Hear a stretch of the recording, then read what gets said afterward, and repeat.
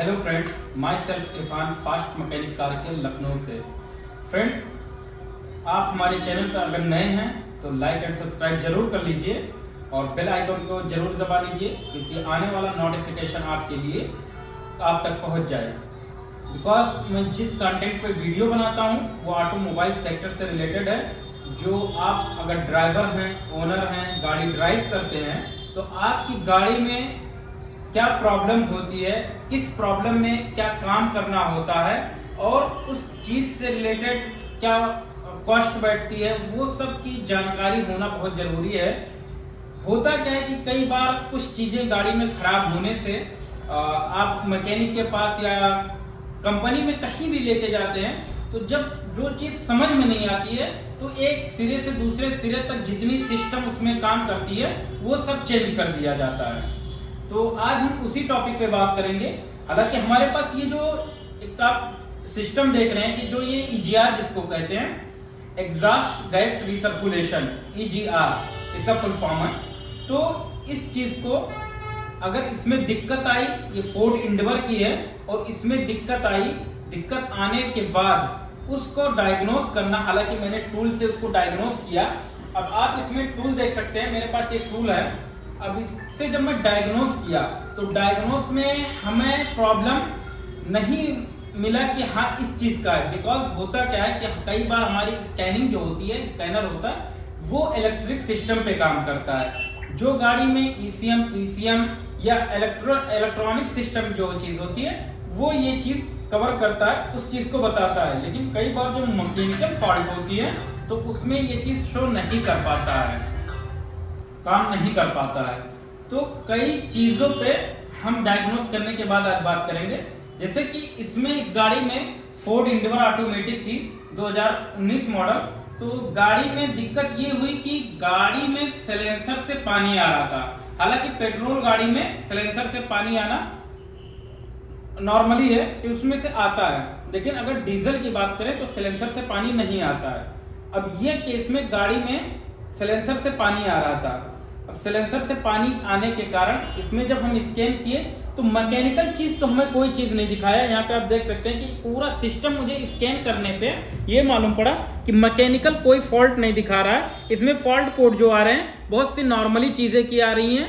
जैसे आप मान के चलिए कोई लाइट की है, यहाँ पे लेफ्ट हेडलाइट की है, रियर डोर स्विच की है, data power control module PCM की है और एंटीना की है, टायर प्रेशर की है। हालांकि इसमें जो हमको निष्कर्ष निकला किसी मैकेनिकल रिलेटेड नहीं आया, इसमें O2 सेंसर का प्रॉब्लम आया। अब O2 सेंसर का अगर प्रॉब्लम दिखाता है, जिसको लामड़ा सेंसर भी बोला जाता है, तो इसमें जो पानी जा रही थी, अब कॉमन सी चीज है कि इसकी डाटा जो ले रही है, रिसीव इसमें जो डाटा हो रही है, इस डाटा को क्लियर नहीं हो पा रहा था। तो ये डाटा गलत ECM को भेजता है और जब ECM पे गलत डाटा जाती है कि इसका काम होता है एयर फ्यूल की जो मिक्सचर होती है, उसके बाद जो कार्बन गैसेस निकलती है NOx गैसेस, तो उसको ये अनबर्न जो रहती है, जो गैसेस जल नहीं पाती, उसकी मिकदार को ये बताता है ECM को कि कितना क्वांटिटी में हमारी अनबर्न गैसें आ रही है। उस हिसाब से हमारा ECM फ्यूल और एयर का रेशियो सेट करता है और उसके बाद गाड़ी की फ्यूल एफिशिएंसी जो होती है वो नॉर्मली कर देता है कि आपकी एवरेज की प्रॉब्लम जो हो रही है, पिकअप की भी प्रॉब्लम होती है, वाइब्रेशन की प्रॉब्लम भी होती है, कई सारी चीजें होती है। जब इसमें दिक्कत आती है तो ये चीज उसको खत्म करता है और ये अगर प्रॉपर काम कर रहा है। लेकिन अब इसको मैं बदल देता, फोर्ड एंडेवर में अगर इस चीज को मैं बदल देता तो मेरी प्रॉब्लम सॉल्व नहीं होती। अब इस कंडीशन में हमें क्या करना हुआ कि हमारे सिलेंसर से जो पानी आ रहा है वो पानी हमको पहले ये पता करना था कि पानी क्यों आ रहा है।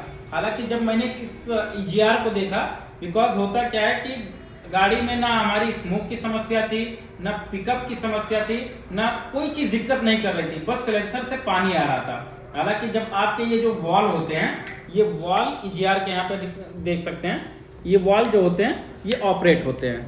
यहाँ से ऑपरेट करने पे ये वॉल हमारे, ये पूरा वॉल ही ऑपरेट होते हैं। तो इसमें आप ये हमारे मोटर हैं इसके, तो यहाँ पे ये पूरा यहाँ से सिस्टम बैठ के और उसके बाद इलेक्ट्रॉनिक सिस्टम से ये काम करते हैं। हमारा ये सब प्रॉपर काम करता था। अगर ये चौक हो जाता है तो गाड़ी में माइलेज की इशू आती है, पिकअप की इशू आती है एंड वाइब्रेशन भी होने लगता है और स्पीड जो हमारी होती है वो भी कई जगह डाउन कर देती है। तो कई चीज की सारी दिक्कतें आती हैं, ये खराब होता है। अब इस कंडीशन में जो होता है कि जो साइलेंसर से पानी आ रहा था तो ये हमारा इनलेट होता है या आउटलेट होता है। ये देखिए यहां से हमारा पानी इनलेट होगा, यहां से आउटलेट जाएगा।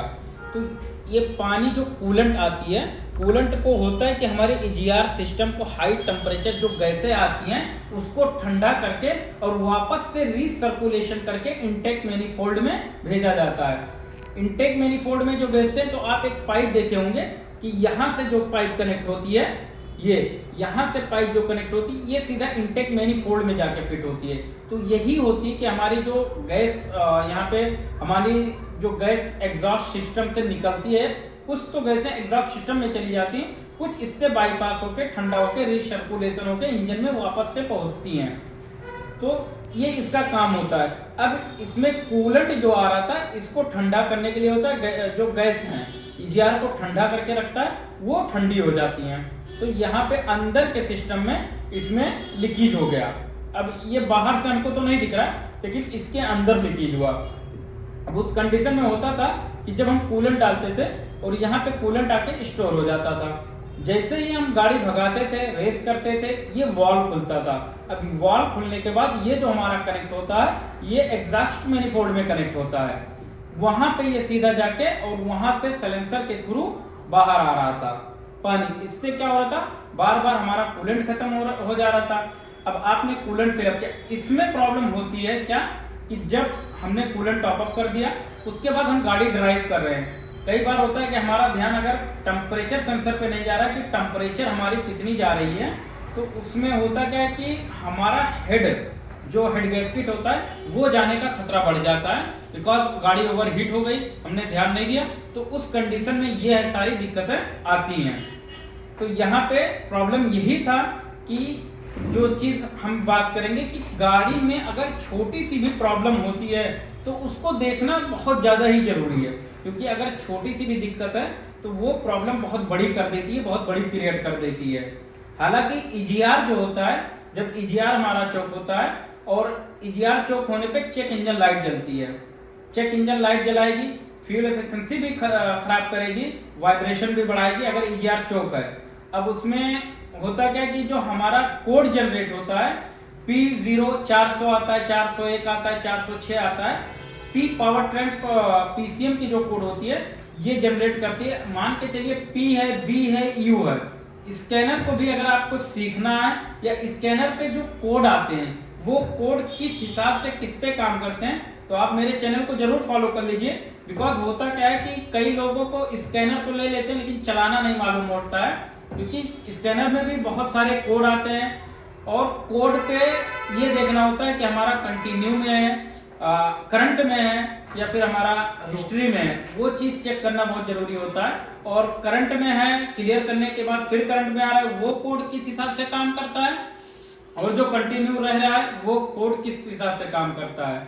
तो हमारा जो ईजीआर होता है, ईजीआर का मैं एक फुल वीडियो भी बनाया हूं, हालांकि गाड़ी से इसकी फिटिंग कहां से खोलना है और किस किस स्टेप से गुजर के उसके बाद ये हमारा ईजीआर निकलेगा फोर्ड इंडिवर में। तो आप मेरे चैनल पे जाके वो चीज भी देख सकते हैं, क्योंकि उसका फुल वीडियो इतने सारे उसमें कंप्लीट कर पाना मुश्किल हो जाता है, क्योंकि एक घंटे का फिर वीडियो बन जाता है। तो इसी टॉपिक पे मैंने वो वीडियो अपलोड किया हुआ है। तो इसका जो कोड आ रहा है वो देखेंगे कि P0 400 है, P0 401 है, 402 है, 403 है, 6 तक के कोड ऐसा जनरेट होता है। तो उस कोड के हिसाब से हम इसको ईजीआर को खोलेंगे और ईजीआर का पूरा सिस्टम जो होता है, इंटेक मैनिफोल्ड, ईजीआर की मोटर को भी चेक कर लेंगे और जो ईजीआर से पाइप निकल के हमारे इंटेक मैनिफोल्ड में गई रहती उसको, इन सब पाइपों को क्लीन करके और उसके बाद अगर प्रॉपर हम फिट कर देते हैं। हालांकि ईजीआर कई बार लीकेज रह जाता है कि हम फिटिंग कर रहे हैं और यहाँ से कहीं से लीकेज हो रहा है, तो कई बार प्रेशर रिलीज होती है। जब प्रेशर रिलीज होती है तो भी हमारी पिकअप डाउन कर देती है। तो कभी भी फिटिंग करें तो उस हिसाब को, उस पोजीशन को प्रॉपर जरूर देखें। और इसमें जो प्रॉब्लम था ये इसी अंडर बॉडी की प्रॉब्लम है, तो हम ये मोटर में रिप्लेस करके कंप्लीट, खाली यही अगर हमारा EGR है तो इसको हम मंगा के और रिप्लेस कर देंगे तो हमारा प्रॉब्लम 100% सॉल्व हो जाएगा।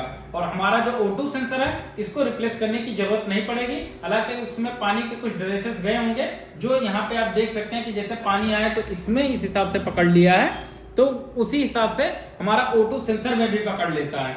तो उसको निकाल के और कॉन्टेक्ट क्लीनर से उसको क्लियर कर देंगे तो हमारा प्रॉब्लम ये सॉल्व हो जाएगा। और ऑक्सीजन सेंसर पे ही मैं एक वीडियो पहले भी अपलोड कर चुका हूं, तो ऑक्सीजन सेंसर कितने रेशो में क्या काम करता है और इसकी पूरी प्रिंसिपल क्या है, वर्किंग प्रिंसिपल, वो मैंने पूरा डिटेल में बता के और यूट्यूब चैनल पे अपलोड कर दिया है, तो वहां से भी आप इसकी नॉर्मली देख सकते हैं। और जो भी वीडियो मैं अपलोड करता हूं वो बहुत ही यूजफुल होती है हमारे मैकेनिक भाइयों के लिए या हमारे जो ओनर होते हैं गाड़ियों के, उनके लिए भी, क्योंकि हर आज के डेट में होता है बहुत सारी चीजें, बहुत सा लोग धोखा भी करते हैं, वो सबकी अपनी अपनी सोच है। लेकिन मसला यहाँ पे ये हो जाता है कि कोई चीज 5 की आ रही है तो 5000 में लगा दे रहे हैं, 500 की आ रही है तो 2000 में लगा दे रहे हैं, तो ये सब नहीं होना चाहिए। क्योंकि नॉलेज अगर आपको रहेगी तो आप खुद के मैकेनिक बन सकते हैं। आप गाड़ी के ओनर हैं, ड्राइवर हैं, तो कम से कम एटलीस्ट इतना तो जानकारी आपको होना चाहिए कि आप खुद ही मैकेनिक के तौर पे ना, तो उतना एक ओनर के तौर पे आपको नॉलेज होना जरूरी है कि गाड़ी में हमारे क्या दिक्कत है और क्या दिक्कत है तो इससे क्या क्या प्रॉब्लम हो सकता है और क्या क्या रिप्लेस करने पे हमारी गाड़ियां ओके हो सकती है। मेरे चैनल को लाइक एंड सब्सक्राइब जरूर कर लीजिए, बेल आइकन नोटिफिकेशन को ऑन कर लीजिए ताकि आने वाली वीडियो लेटेस्ट से लेटेस्ट वीडियो आप तक सबसे पहले पहुंचे। Thank you.